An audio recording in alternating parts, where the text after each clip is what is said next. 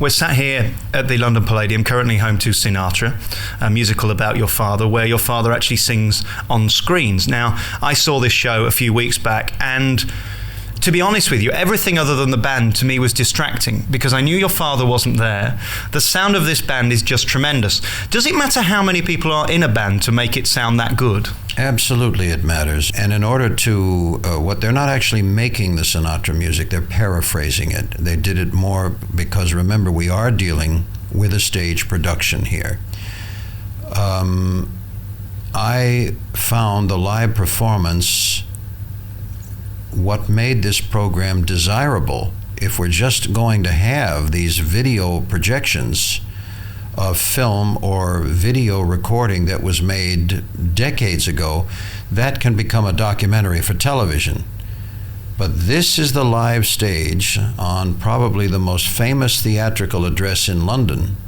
And as far as I'm concerned, the live stage performance is what made it acceptable and good enough to be in the famous London Palladium. I enjoy the dance numbers. I think they're wonderful. I think those kids that do this show, there are 10 men and 10 women.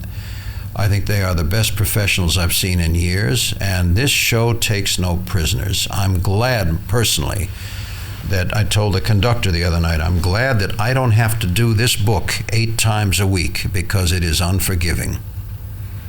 You said something earlier about the live thing. Your father isn't alive or live. So was that a duplex for you when you got behind this musical and wanted to support it? Because the band is live, the dancers are live, but your father isn't. He's on a screen. That's odd, isn't it? I would consider it odd on its face value, except recently, within the last 10 or 15 years, it is no longer odd. The first time there was a show of this type, I believe, was the show they did with Elvis Presley's video things. And they have the live orchestra again, with Elvis on the stage. But this is not unheard of. I mean, this show is not the first of its kind. I think it's only the most intricate, maybe the most technically advanced of its kind. Certainly the most spectacular as well. How is it for you, sat in a chair in the London Palladium, watching your father on a screen with people enjoying his music so many years after he passed away? That's a nice thing to see. I watched the audience when I saw the show. I was looking at them, I watched them, and I found that they were entertained as I was, and that is the ultimate aim, that is the objective.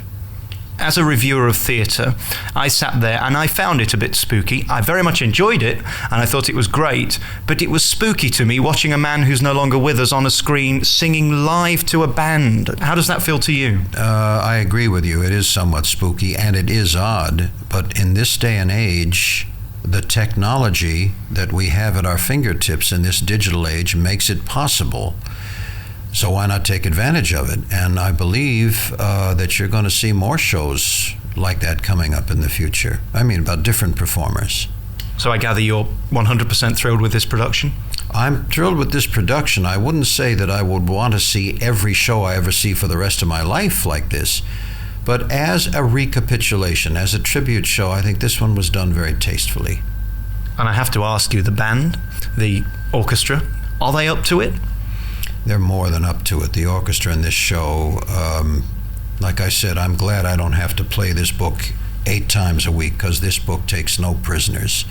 It is not for the faint of heart. It is very difficult, but then again, London has always been known for some of the finest musicians in the world, and these people, the men and women in that orchestra, just amazed me the other night. The wind players alone, I mean, the horn is in their face just nonstop. Occasionally, someone very, very intelligently has a number, just for example, with the piano.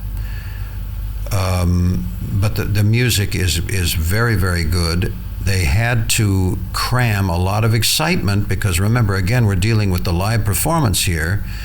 And Don Sebesky, the orchestrator, who I worked with nearly 40 years ago the first time, he is a fine composer, fine orchestrator.